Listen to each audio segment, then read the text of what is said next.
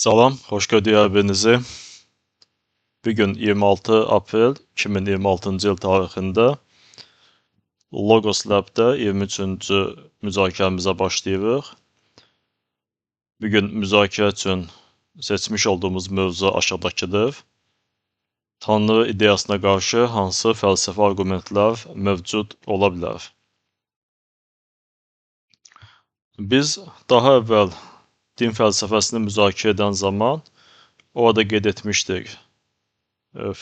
Tanrının mövcudluğunu sübut etməyə çalışan arqumentlər kimi Tanrının mövcud olmadığını sübut etməyə çalışan arqumentlər də mövcuddur. Və qeyd etmişdik, din fəlsəfəsində filosofun dinə inanıb inanmaması bu vacib əhəmiyyət kəsb etmir. Əsas diqqət mərkəzində bu arqumentasiya sistemidir və arqumentasiyada sırf məntiq, mühakimə üzərində qurulduğuna görə dinə inanıb inanmamaq vacib rol oynamır. Yəni, hətta ateistlər belə və ya deistlər belə din fəlsəfəsi ilə məşğul ola bilir və məhz ateistlər və ya deistlər tərəfindən irəli sürülən arqumentlərdən bir qismi də Tanrının mövcud olmadığını sübut etməyə çalışır və biz bugün həmin arqumentlərdən birini analiz edəcəyik. Deməli, arqumentə keçid almazdan əvvəl burada vacib olan məqam Tanrı konsepti işlədilən zaman Tanrının hansı atributlar ilə qəbul edilməsidir. Yəni, biz Tanrı deyəndə, yəni hansı Tanrıdan danışırıq? Əvvəlcə bunu dəqiqləşdirməliyik. Daha sonra biz Tanrının istər mövcud olmasını, istərsə də mövcud olmadığını arqumentləşdirməyə keçid ala bilərik. Təbii ki, müxtəlif dinlərdə Tanrı müxtəlif atributlar ilə assosiasiya edilir. Əgər nisbi ümumiləşdirmə aparsaq, monoteist dinlər çərçivəsində, yəni Yahudilik, Xristianlıq və İslam çərçivəsində biz Tanrı deyən zaman ən azı Tanrının aşağıdakı 3 atributunu nəzərdə tutmuş oluruq. Bunlardan biri Tanrının hər şeyə qadir olmasıdır. İkincisi Tanrının hər şeyi bilməsidir. Üçüncüsü isə Tanrının hamıya qarşı xeyirxah olmasıdır. Qısaca bu atributların hər birinə nəzər salsaq, hər şeyə qadir olmaq nə deməkdir? Yəni, bunu analiz etməliyik. Hər şeyə qadir olmaq o deməkdir ki, Tanrının bacarmadığı heç bir şey yoxdur. Tanrının gücü, qüvvəti çərçivəsində olmayan, Tanrının iqtidarının fövqündə olan heç bir hadisə ola bilməz. Yəni, Tanrı nə istəsə hər bir şey edə bilər. Və ikinci arqument, hər şeyi bilmək nə deməkdir? Yəni, Tanrı istər keçmişdə, istər indi, istərsə də gələcəkdə baş verəcək bütün hadisələrdən xəbərdardır. Elə bir şey ola bilməz ki, həmin hadisə baş verib və ya baş verir və ya baş verəcək, amma Tanrı bundan xəbərdar deyildir. Yəni, bu mümkün deyil. Yəni, əslində zaman məfhumu, yəni keçmiş, indi və gələcək bu insan üçün tətbiq edilə bilən bir məfhumdur. Amma insanın fövqündə olan bir reallıqda, bir metafizik gerçəklikdə bir ölçülü zaman məfhumu da mövcud deyildir. Yəni, başqa sözlə, Tanrıya nəzərən keçmiş, indi və gələcək yoxdur. Yəni, Tanrı hər şeydən xəbərdardır, hər şeyi bilir, heç bir şeyi Tanrıdan gizlətmək mümkün deyildir. Və üçüncü atribut bu hər şeyə, hamı üçün, yəni bütün insanlar üçün xeyirxah olmaqdır.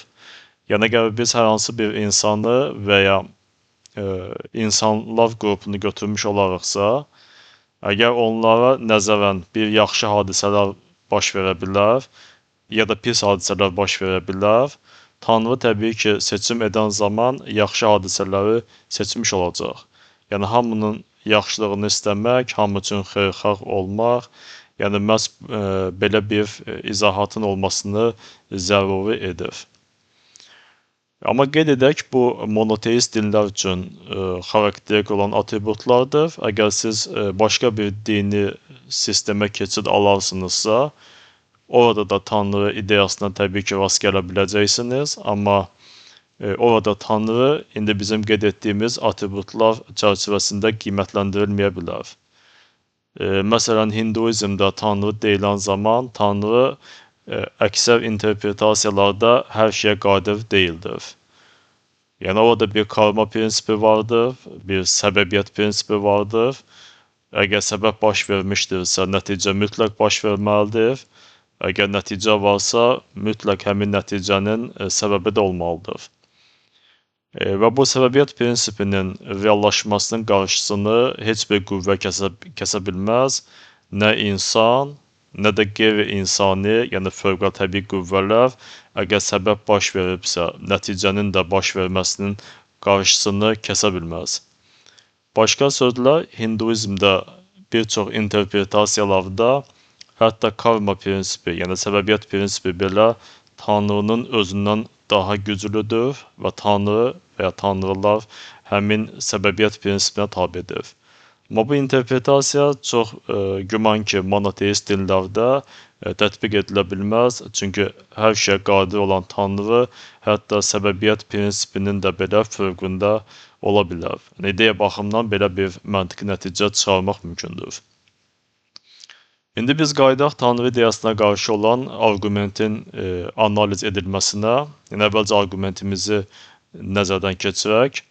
Arqument belədir.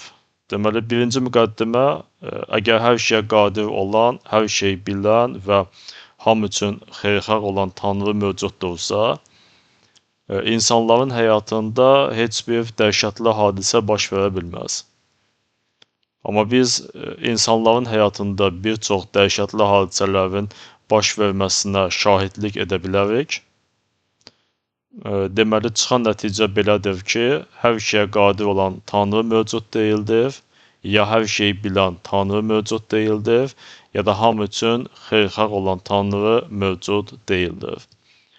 Yəni, bu arqument etibarlıdırmı, yəni struktur baxımından düzgün qurulmuşdurmu? Təbii ki, məntiqi modellər üzrə analiz aparsaq, deməli, arqument etibarlıdır.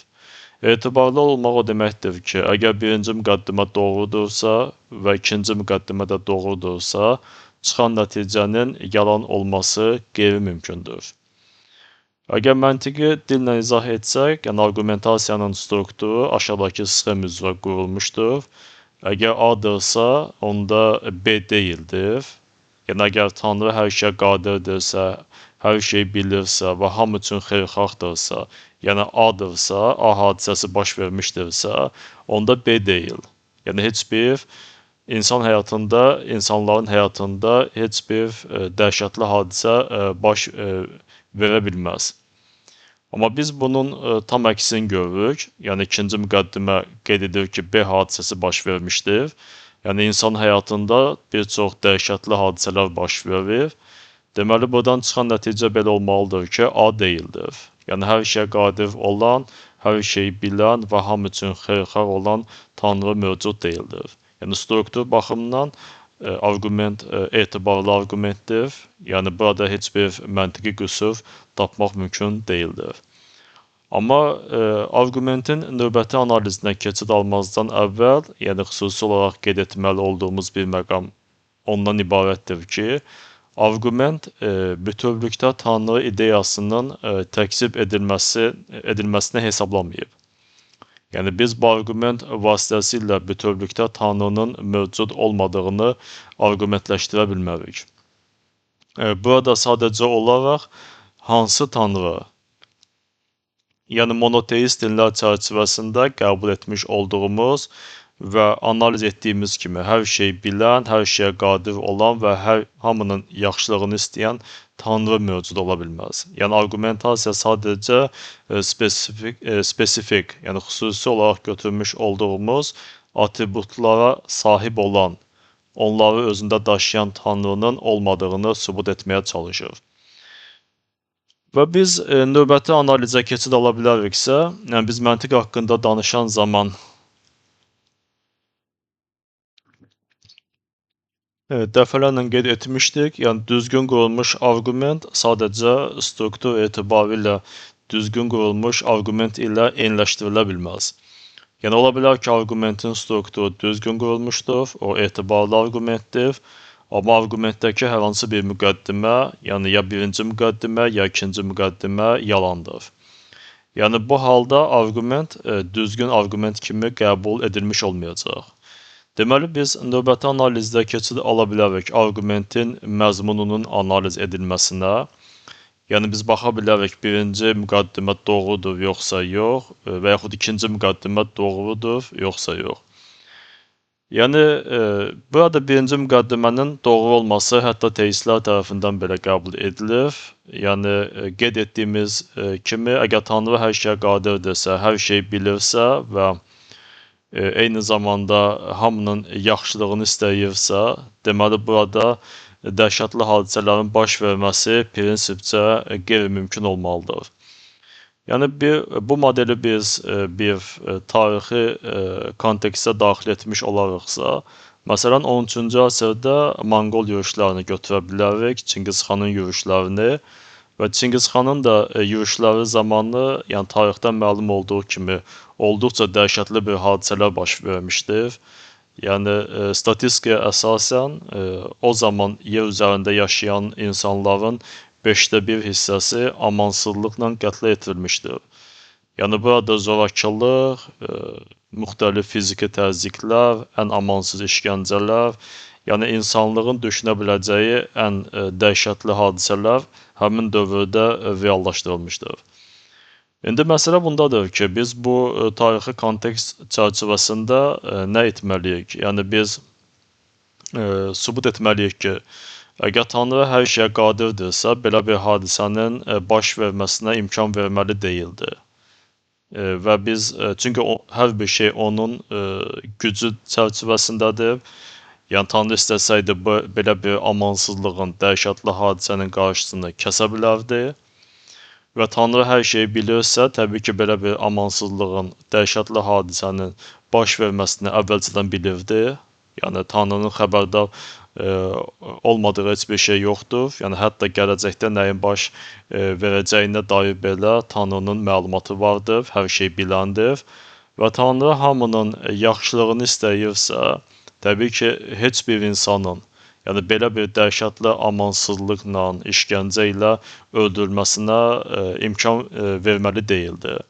Əgər Tanrı bilirsə ki, belə bir hadisə baş verəcək, dəhşətli hadisə baş verəcək və Tanrı bunun qarşısını istəsə kəsə bilər, çünki istəsək bunun qarşısını ala bilər, çünki hər şeyə qadirdir. Amma almayıbsa, bilə-bilə bunun qarşısını almayıbsa, onda Tanrının bütün insanlara qarşı mərhəmətli olması, yaxşı olması ideyası sanki burada bir ziddiyyət yaradır. Və qeyd etdiyim kimi, yəni bu sadəcə tarixdə baş vermiş olan çoxsaylı dəhşətli hadisələrdən yalnız biridir.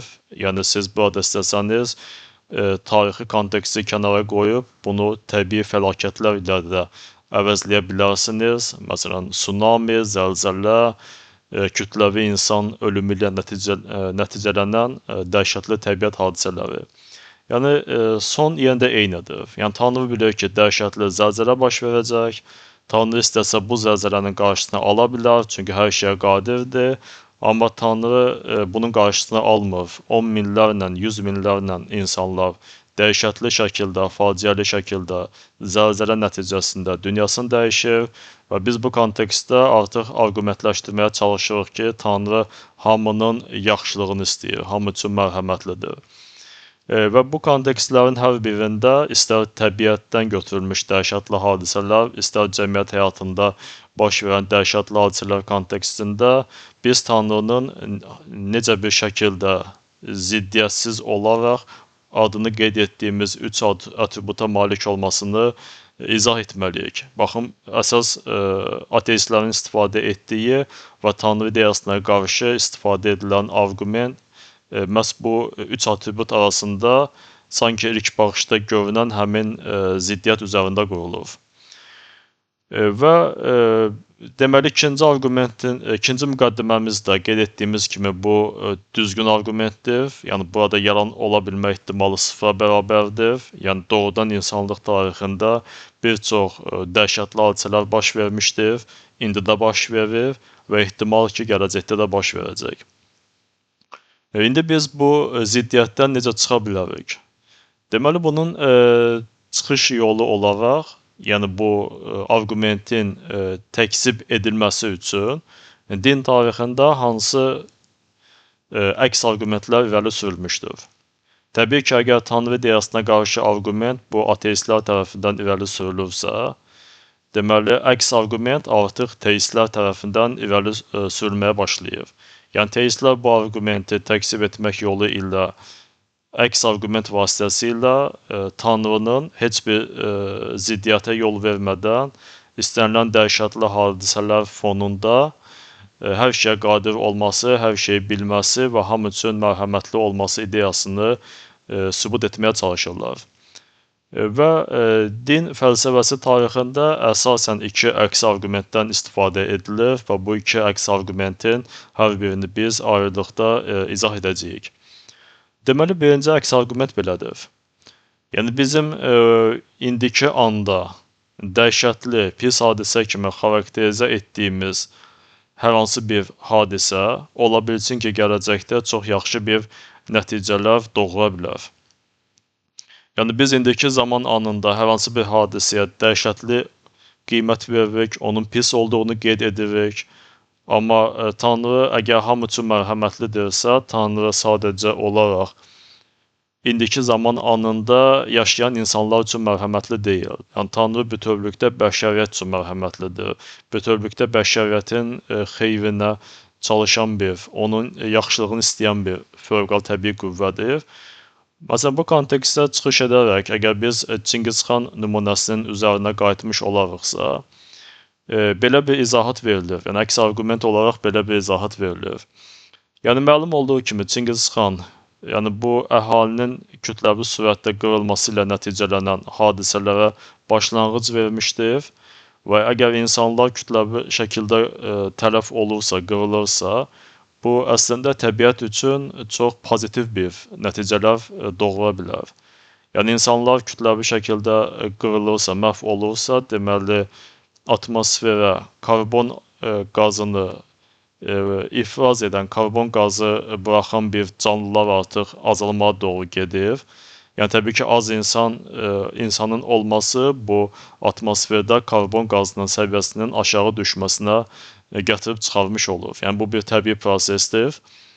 Və ikinci halda, əgər insanlar kütləvi şəkildə məhv olursa, bu mədəniyyətlərin məhv olmasıdır, şəhərlərin məhv olmasıdır və bu dolayı şəkildə təbiəti özünü bərpa etməsi üçün əlavə bir imkanlar qazanması kimi də qiymətləndirilə bilər.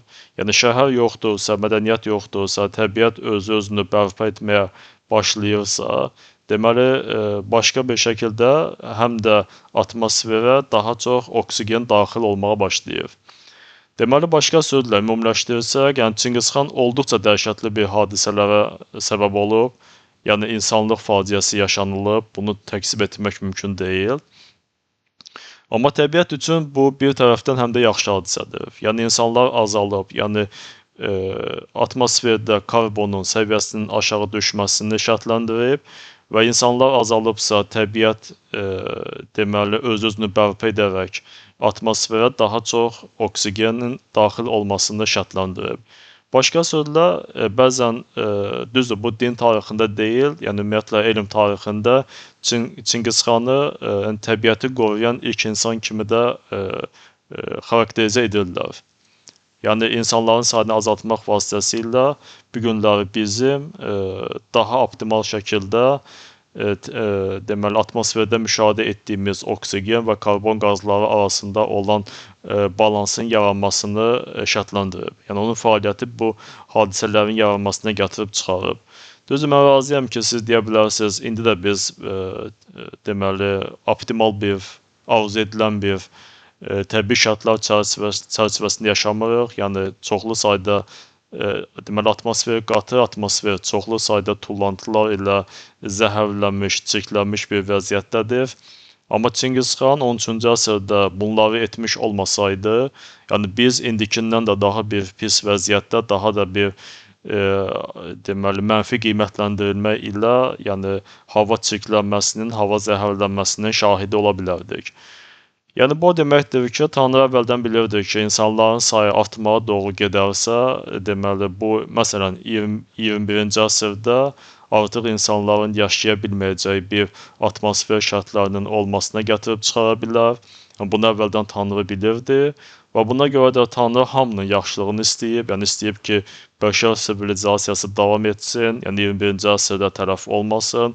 Ona görə də bilərəkdən Çingiz xanın dağıdıcı yürüşlərinin qarşısını almayıb, yəni Çingiz xanın çoxlu sayda insanları tərəf etməsinə mane olmayıb. Yəni başqa sözlə biz son nəticə olaraq, yəni Tanrının hər şeyi bilməsi, hər şeyə qadir olması və bütün insanlar üçün mərhəmətli olması atributları arasında heç bir ziddiyyətə rast gəlmirik. Yəni teistlər tərəfindən irəli sürülən əks arqument, birinci əks arqument bundan ibarətdir.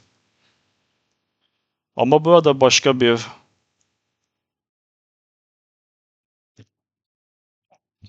deməli əks arqument də vardır. Yəni belə demək mümkündürsə, arqumentin əks arqumentinin əks arqumenti. Yəni qeyd etdiyimiz kimi arqument ateistlər tərəfindən irəli sürülür. Onun əks arqumentini teistlər irəli sürmüş olur və teistlərin irəli sürdüyü əks arqumentə qarşı da bir əks arqument yenidən ateistlər tərəfindən irəli sürülə bilər. Deməli, arqumentin təkzib edilməsi, yəni ateistlər tərəfindən aşağıdakı kimi həyata keçirilir. Yenə də biz Çingiz xan modelinə qayıtmış olarıqsa, nümunəsinə qayıtmış olarıqsa, ateistlər təqribən belə bir cavab verə bilir. Yəni, bir halda ki, Tanrı hər şeyə qadirdirsə, Tanrının elmin qanunlarına tabe olması zərurəti mövcud deyil. Yəni, ehtiyac yoxdur da Çingiz xan çoxlu sayda insanları tələf etsin. Yəni, bunun nəticəsində bir təbii proseslər yenidən başlanğıc götürməyə başlasın. Yəni, insanlar azalsın ki, atmosferdə karbonun səviyyəsi aşağı düşsün. Yəni, təbiət öz-özünü bərpa etsin ki, atmosferdə oksigenin səviyyəsi artmış olsun. Yəni, bütöv bu təbii qanuna uyğunluq ilə izah edilə bilən hadisələrin baş verməsi üçün Tanrının sadəcə olaraq hər şeyə ol deməsi, yəni öz fövqəl gücündən istifadə edərək, yəni istənilən şəkildə öz iradəsini həyata keçirməsi kifayət edə bilər. Yəni ehtiyac yoxdur bu elmin qanuna uyğunluğuna əsasən baş versin. Tanrı sadəcə özünə məxsus olan, yəni öz gücündən istifadə, imkanlardan istifadə edərək, hətta insanların sayını azaltmasa belə, hətta təbiətin öz-özünü bərpa etməsinə şərait yaratmasa belə, sadəcə atmosferdə, deməli, oksigen və karbon qazları arasında optimal bir balans yarada bilər. Yəni, Tanrı hər şeyə qadirdirsə, prinsipcə həmin bir optimal balansın da yaradılması Tanrı üçün heç bir qeyri-mümkünlük çərçivəsində ola bilməz. Yəni, Tanrı üçün heç bir mümkünsüz hadisə kimi ola bilməz. Yəni belə bir arqument, yəni bu arqumentin əks arqumentini biz analiz etdik, teistlər tərəfindən irəli sürülür və əks arqumentin də əks arqumenti yenidən ateistlər tərəfindən irəli sürülmüş olur.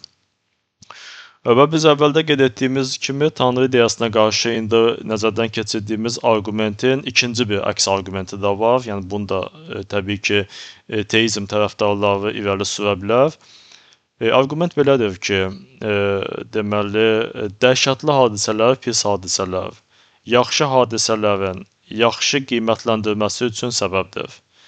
Yəni, sadə şəkildə qeyd etsək, yəni, pis olmasa, yaxşının qiymətləndirilməsi mümkün deyildir.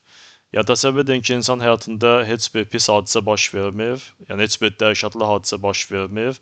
Onda nəyin yaxşı, nəyin xoşbəxtlik gətirə biləcəyi bir hadisə kimi qiymətləndirilməsi də mümkün deyil. Yəni bir növ burada bir deməli nisbi anlayışlar kateqoriyası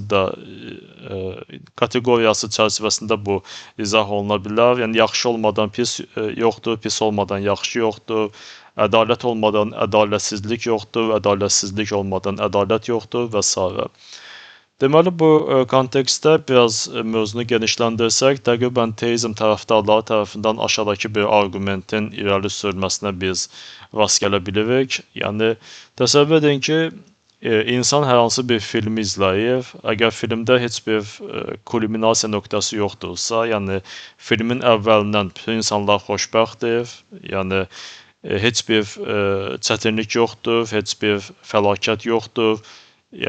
Deməli, filmin baş qəhrəmanları, personajları ümumiyyətlə heç bir ziddiyyət ilə qarşılaşmırlar. Təbii ki, bu filmi heç kim izləməz. Yəni, istənilən bir film janrında, istər komediya, istər dram, istər fantastik bir filmlər.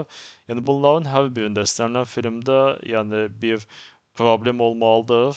Yəni, problem tədricən özünün inkişaf xətti üzrə kulminasiya nöqtəsinə çatmalıdır.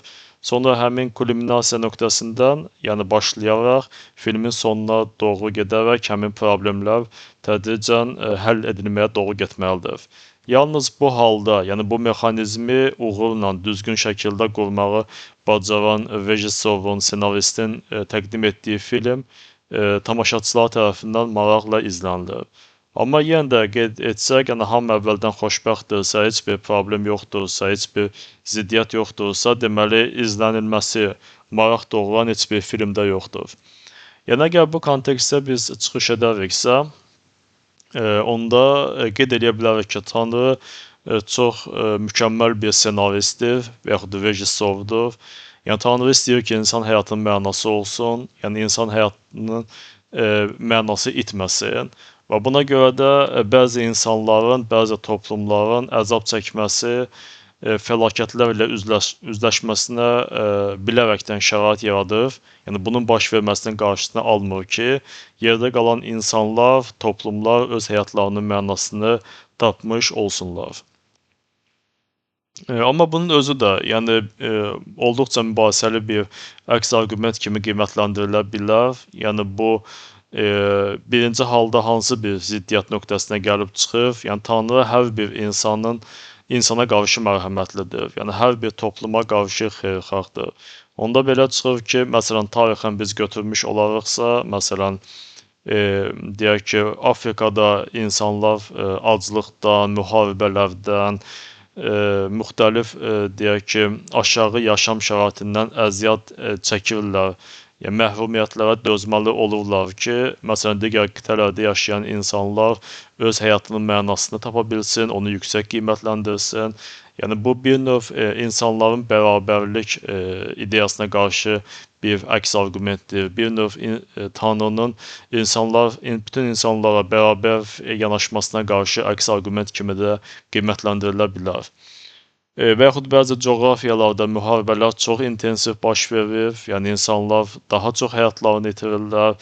Bəzi coğrafiyalarda müharibələr daha az intensivliklə baş verir, insanlar daha məmnundur, daha xoşbəxtdir, daha bir davamlı inkişaf statistikasına malikdir. Yəni bu aspektdən də biz yanaşan zaman sanki bəzi coğrafiyalar əzab çəkməyə məhkumdur ki, digər coğrafiyalarda yaşayan insanlar öz həyatlarının mənasını qiymətləndirə bilsinlər. Yəni bu bütün insanlara qarşı ədalətli yanaşma prinsipi ilə birbaşa ziddiyyət təşkil edə bilər. Ona görə də qeyd etdiyim kimi, yəni bu əks arqumentə qarşı da, yəni ateistlər tərəfindən, skeptiklər tərəfindən əks arqument irəli sürülür. Bir növ arqumentin təksib edilməsi, yəni ateistlər, skeptiklər, deistlər tərəfindən həyata keçirilmiş olur. Doğrusu bir üçüncü əks arqument ilə də qarşılaşmışam. Yəni bunu mən auditoriyada müzakirə zamanı tələbələrdən biri tərəfindən eşitmişəm, yəni tələbə tərəfindən səsləndirilib. Arqumentin ümumi əks arqumentin təqribən məzmunu aşağıdakından ibarət idi. Yəni biz sadəcə öz qiymətləndirmə çərçivəmizdə qeyd edirik ki, dəhşətli fəlakət zamanı, bu istər müharibə, istər təbii fəlakət olsun, yəni insanlar əzab çəkir. Əgər Tanrı hər şeyə qadirdirsə, deməli ölüm anında, yəni fəlakət ilə üzləşən zamanı, ölüm anında Tanrı həmin insanın əzablarını yox edə bilər. Yəni təsəvvür edin ki, yəni bir müharibədir, dəhşətli hadisədir. Yəni kimsə sizə amansızlıqla qətlə yetirir. Amma biz bir kənar şəxs olaraq qiymətləndirmə aparırıq ki, həmin dəhşətli anda, dəhşətli hadisə zamanı əgər kimsə qətlə yetirilirsə, həmin insan həmin hadisənin prosesində, gedişatında əzab çəkmiş olur. Amma Tanrı istəsə, yəni həmin ölüm anında, həmin prosesin gedişatında həmin insanın əzab çəkməsini yox edə bilər. Yəni sanki insan sadəcə həmin işgəncədir, əzabdır, dəhşətli fəlakətin onun üçün yaşada biləcəyi ağrıları, yaşada biləcəyi əzabları hiss etməyə bilər. Və yaxud deyək ki, zəlzələ baş verir, yəni zəlzələdə kütləvi insan tələfatı baş verir.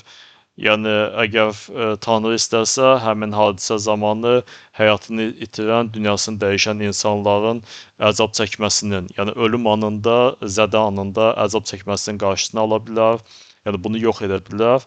Yəni prinsipcə bizim bundan xəbərimiz olmadığına görə, yəni bunu yoxlamaq imkanımız olmadığına görə biz deyə bilmərik ki, yəni həmin dəhşətli hadisələr baş verən zaman insanlar əzab çəkir, insanlar çox bir ağrı hiss edir, yəni çox bir işgəncə dolu bir təcrübə yaşayır. Biz sadəcə bunu kənar müşahidə nəticəsində qeyd edirik, amma faktiki olaraq həmin anda insanların nə hiss etməsinin prinsipcə yoxlanılması mümkün deyil. Əgər Tanrı da hər şeyə qadirdirsə, hər şeyi bilirsə və bütün insanlara qarşı mərhəmətlidirsə, prinsipcə həmin təcrübəni insan həyatından silə bilər. Yəni insanlar əzab çəkmədən dünyasını dəyişə bilər. Yəni insanlar ağrı hiss etmədən, yəni işgəncə nəticəsində həyatlarını itirə bilər və s. Yəni belə bir əks arqument də bir tələbə tərəfindən səsləndirilmişdir. Yəni prinsipcə bu metafizik anlamda olmasa da etik sistemdə olduqca ciddi nəticələr törədə bilər. Yəni neqativ nəticələr törədə bilər. Yəni əgər müəyyən bir dini qruplar, müəyyən bir irrasional səbəblər əsasında, yəni sadəcə ölüm anında məsum insanların əzablarının yox olması ideyasından çıxış edərək çoxsaylı insan qruplarına qarşı müxtəlif qəddarlıqları, müxtəlif cinayətləri həyata keçirə bilərlər. Yəni biz dinlər tarixində çoxlu sayda insanların, yəni olduqca irrasional bir səbəblər üzündən yox edilməsi, tələf edilməsi və yaxud müxtəlif işgəncələrə məruz qalması faktları ilə qarşılaşmışıq.